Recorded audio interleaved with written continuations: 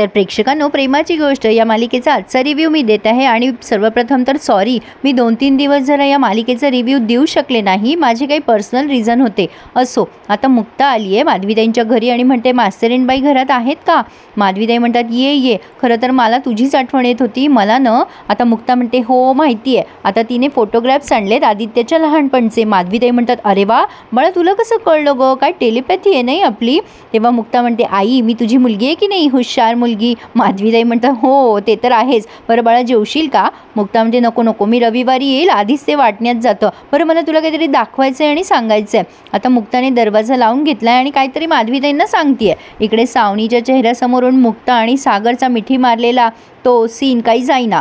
ती खूप डिस्टर्ब असते. तेवढ्यात आदित्य येतो तिच्यासाठी कॉफी घेऊन आणि म्हणतो मम्मा अगं तू हे घे, तुला बरं वाटतंय ना? सावनी म्हणते हो बाळा, आता जरा मच बेटर फील होत. आज तू गेला नाहीस का रे स्कूलला? आदित्य म्हणतो नाही मम्मा, आज जरा मी ब्रेक घेतला, मला ना जरा कंटाळा आला होता. सावनी म्हणते ठीक आहे, काही हरकत नाही आहे, टेक अ ब्रेक. आता आदित्य म्हणतो मम्मा तू का टेन्शन घेतेस एवढं, मी आहे ना तुझ्यासाठी, मी तुला कधीच कुठेच सोडून जाणार नाही आहे. सावनीला त्याचं हे बोलणं खूप भावतं आणि ती त्याला जवळ घेते. तेवढ्यात तिला फोन येतोय शाळेतनं, आदित्यला काउन्सिलिंगसाठी पाठवा असं त्यांनी सांगितलं आहे. सावनी आदित्यला म्हणते बाळा तुला आज काउन्सिलिंगला जायचं आहे, तू जा हं, शाळेला जरी सुट्टी मारली तरी काउन्सिलिंगला सुट्टी मारू नकोस. आदित्य म्हणतो नाही गं मम्मा, मला कंटाळा आला आहे, तिथे खूप बोर होतं गं मला, माझी इच्छा नाही आहे जायची, आपण त्यापेक्षा बाहेर जाऊन हॉट चॉकलेट पिऊयात ना. सावनी म्हणते असं नको करूस, तिथे थोडा वेळ तर जायचं आहे तुला आणि बसायचं आहे, त्याचा फायदा होईल तुला. आदित्य ऐक बाळा माझं, तू जा तिथे, वाटलं तर मी तुला रिसीव्ह करायला येईल आणि मग जाऊ आपण फिरायला. आदित्य ठीक आहे असं म्हणतो आणि तयार होतो जायला. मुक्ताने आदित्यच्या लहानपणचे फोटोग्राफ्स तिथे लावले आहेत. माधवीताई म्हणतात हे बघ मुक्ता, तू हे जे काही करतीयस ना त्याचा फायदा होईल असं वाटतं का तुला? बरं ठीक आहे, म्हणजे होईलही फायदा, पण त्याला जर कळलं की तू हे सगळं करतीयस तर तो मुलगा एका झटक्यात निघून जाईल गं. तो सागर रावांसारखा खूप मानी मुलगा आहे, मला आधीच शंका आहे तो येईल की नाही सेशनला. तेव्हा मुक्ता म्हणते आई तू टेन्शन नको घेऊस, तो नक्की येईल. आणि हे बघ गैरसमज दूर करावेच लागतील ना आपल्याला, त्याशिवाय त्याच्या मनात सागरविषयी कसं काय प्रेम निर्माण होईल? तू माझं ऐक, हे सगळं नक्की वर्क करेल. माधवीताई म्हणतात तू म्हणतेस म्हणून मी विश्वास ठेवते या सगळ्या गोष्टींवर. मुक्ता म्हणते आई आता मला निघायला हवं, आदित्यने मला इथे नको बघायला. आता मुक्ता निघायचा प्रयत्न करत असते, पण इकडे आता हर्षवर्धन आणि सावनीचं सीन दाखवलं आहे.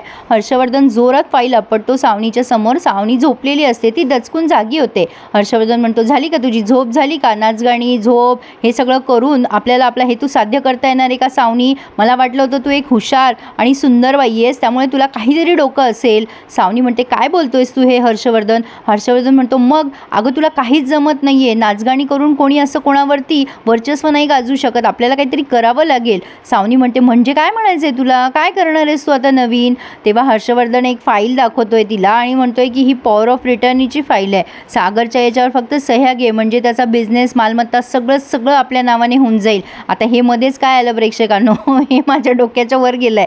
असो, सावनी म्हणते हे कसं काय शक्य आहे, तो तर मला त्याच्या ऑफिसमध्ये पण येऊ देत नाही. हर्षवर्धन तिला म्हणतो अगं तू बोर्ड ऑफ डिरेक्टरची मेंबर आहे, त्यामुळे तो तुला ऑफिसमध्ये येण्यापासून रोखू शकत नाही, तू जा आणि सह्या घे याच्यावर फक्त.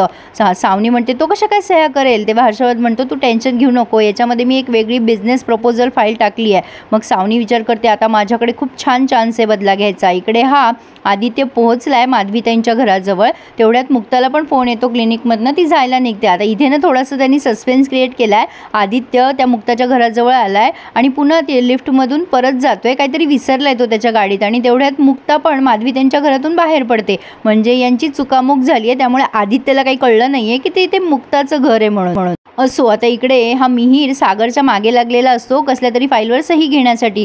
सागर म्हणत असतो थांब रे बाबा मी बिझी आहे ना, त्याचं बोलणं चालू आहे फोनवर. मग सावनी या गोष्टीचा फायदा घेते. मिहीर काय करतो की त्याला ज्या फाईलवर सही घ्यायची ती फाईल वर ठेवतो आणि निघून जातो. मग सावनी त्या फाईलमध्ये तिचे पॉवर ऑफ रिटर्नीचे कागद ठेवून जाते. तेवढ्यात सागर तिथे येतो आणि म्हणतो काय गं सावनी, माझ्या केबिनमध्ये काय करतेस, तुझी कशी काय हिंमत झाली इथे यायची? सावनी घाबरते आधी आणि मग म्हणते सागर तू विसरलास का, मी पण बोर्ड ऑफ डिरेक्टरच्या ठिकाणी आहे. मग सागर म्हणतो असशील, पण माझ्या केबिनमध्ये यायची परवानगी कोणी दिली तुला? चल निघ इथून. सावनी म्हणते सागर तू माझ्याशी अशा पद्धतीने बोलू शकत नाही. सागर म्हणतो तुला सांगितलं ना आधी, गेट आउट, निघ इथून, आणि पुन्हा माझ्या परमिशनशिवाय माझ्या केबिनमध्ये यायचा प्रयत्न पण करायचा नाही. सावनी मग तनतन करून तिथून निघून जाते. असो, आता हा जो सीन आहे ना प्रेक्षकांनो, इतका उत्कृष्ट दाखवला आहे त्यांनी. आता हा आदित्य आलाय माधवीताईंच्या घरी. माधवीताई म्हणतात ये हं बाळा, बस, मी तुझ्यासाठी पाणी आणते. आता आदित्य तिथे खाली बसलाय आणि अचानक त्याचं लक्ष त्या फोटोजकडे जातं. माधवीताई पाणी आणायला गेलेल्या असतात त्याच्यासाठी. आदित्य फोटो बघून एवढा इमोशनल होतो प्रेक्षकांनो, म्हणजे आपण विचार पण करू शकत नाही की या एवढ्या म्हणजे उद्धटसारख्या बोलणाऱ्या मुलाच्या मनामध्ये इतका हळवा कोपरा असू शकतो. म्हणजे काउन्सिलिंगचा हाच फायदा होतो. आदित्य ते सगळे फोटो बघून खूप इमोशनल होतो आणि त्याच्या लहानपणीच्या आठवणीत जातो. मग आता माधवीताई मनात विचार करतात, मुक्ता अगदी बरोबर बोलत होती. आठवणी हा मनाचा हळवा कोपरा असतात. खूप मोठ्या जखमेवर त्या अगदी मलमाप्रमाणे उपचार करतात. मुक्ताचं म्हणणं मला पटतंय. आणि आता त्या आदित्यला म्हणतात, आदित्य, अरे, आता आदित्य त्यातला फोटो घेतो आणि म्हणतो हे फोटोज तुम्हाला कोणी दिले? त्यावरती या माधवीताई म्हणतात, अर्थातच तुझ्या वडिलांनी. पण आता हा आदित्य त्याच्या फोनमध्ये बघतोय आणि त्याच्या आईचा फोटो त्याला दिसतोय आणि कालच्या रात्रीचा प्रसंग आठवून तो जरा डिस्टर्ब होतो. पण आता तो तिथून निघून जायचा प्रयत्न करत असतो. आणि प्रेक्षकांनो पुन्हा आता मध्येच मुक्ताचा सीन दाखवला आहे. मुक्ता तिच्या क्लिनिकला जाते आणि त्या रिसेप्शनिस्टला विचारते आज सर्जरी होती ना, ते पेशंट आले का? मग तिची रिसेप्शनिस्ट म्हणते नाही आलेत, कॅन्सल केली आहे त्यांनी आजची सर्जरी. मुक्ता म्हणते दुसऱ्या कुठल्या सर्जरीज नाही आहेत ना? तेव्हा ती म्हणते नाही. मग मुक्ता विचार करते आदित्य घरी आला असेल का? ते फोटोज त्याने बघितले असतील का? तो थांबला असेल का? तिच्या डोक्यामध्ये सतत आदित्याचा विचार सुरू आहे. आता माधवीताई त्यांच्या मोबाईलमध्ये मुक्ताच्या आवाजातली गोष्ट लावतायत. आदित्य आणि सागरच्या लहानपणीची, म्हणजे आदित्याच्या लहानपणीची गोष्ट. आदित्यने त्याच्या बाबासाठी कर्ज फेडायचं म्हणून ते पैसे जमा केले होते ना, मध्यंतरी त्यांनी ती गोष्ट ऐकवली. तर मुक्ताने तीच गोष्ट माधवीताईंच्या फोनमध्ये रेकॉर्ड केली आहे आणि त्या माधवीताई आदित्यला ती गोष्ट ऐकवत आहे की एक छोटासा मुलगा असतो, तो त्याच्या बाबांचं कर्ज कमी करण्यासाठी एक छानशी पिगी बँक घेतो. पण एक दिवस ती पिगी बँक पडते आणि फुटते. मुलगा खूप त्याच्या बाबाच्या खांद्यावरती डोकं ठेवून आणि रात्रभर रडत असतो. पण सकाळी उठून बघतो तर काय, त्याची पिगी बँक त्याला जोडलेली दिसते. आणि मग त्याच्या बाबाने त्याला सांगितलेलं असतं की ही एंजलने जोडली. पण त्या मुलाला अजूनही माहीत नाही आहे की त्याचा बाबाच त्याचा एंजल आहे, कारण त्याच्या बाबाने रात्रभर जागून ती पिगी बँक जोडलेली असते. माधवीताई आदित्यचे एक्सप्रेशन नोट करत असतात. आदित्यच्या डोळ्यात पटकन पाणी आलंय. त्याला कळलंय की त्याचे वडील त्याचे एंजल आहेत. पण इतक्या लवकर काउन्सिलिंगमध्ये परिणाम आपल्याला दिसत नाहीत प्रेक्षकांनो. तुम्हाला सगळ्यांना माहितीच असतील. माधवीताई प्रत्येक गोष्टीवरती त्यांचेही एक्सप्रेशन देत आहे. काय आदित्य, कशी वाटली गोष्ट तुला? आदित्य फोन त्यांच्या हातामध्ये देतो आणि म्हणतो छान होती. मग माधवीताई म्हणतात, आदित्य, तुला या गोष्टीमधला मुलगा कसा वाटला रे? आवडली का तुला गोष्ट? नाही, म्हणजे तुझ्या डोळ्यात पाणी आलंय हे बघून मला खूप छान वाटलं हं राजा.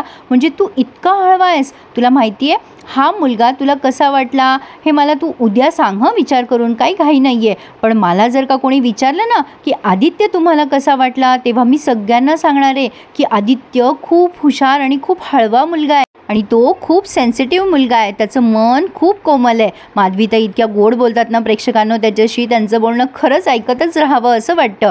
माधवीताई म्हणतात, आदित्य बाळा, तू उद्या इथे येशील आणि मला खात्री आहे तू नक्की इथे येशील. आदित्य या गोष्टीचा विचारच करत बसतो पण काहीच बोलत नाही. आणि इथेच त्यांनी हा रिव्ह्यू पूर्ण केला आहे. आणि बाहेर दाराशी मुक्ता आलेली असते आणि विचार करत असते आदित्यने गोष्ट ऐकली असेल का, काय झालं असेल. तर इथेच त्यांनी आता हा रिव्ह्यू आज पूर्ण केला आहे. पुढे आपण बघतोय सागर ती फाईल घेतोय ज्यामध्ये पॉवर ऑफ रिटर्नीचे पेपर आहेत आणि आता तो साईन करणार असतो. इकडे हर्षवर्धन आणि सावनी सेलिब्रेट करायला लागतात की आता सागरची प्रॉपर्टी आपली. सॉरी हं प्रेक्षकांनो, आज रिव्ह्यू द्यायला उशीर झाला. आता काय आहे ना, एक जास्तीचा रिव्ह्यू वाढवला आहे मी. घरोघरी मातीच्या चुली, मी अनघा माझी आवडती सिरियल ह्या चॅनलवर मी त्याचा रिव्ह्यू देते. नक्की ऐका माझ्या आवाजात. आणि हा रिव्ह्यू सुद्धा म्हणजे प्रेमाच्या गोष्टीचा रिव्ह्यू ह्या चॅनलवर येणार आहे. त्यामुळे दोन्हीही चॅनल सबस्क्राईब करा आणि माझे सगळे रिव्ह्यूज एन्जॉय करा. रिव्ह्यू आवडल्यास प्लीज लाईक करायला विसरू नका हं. धन्यवाद.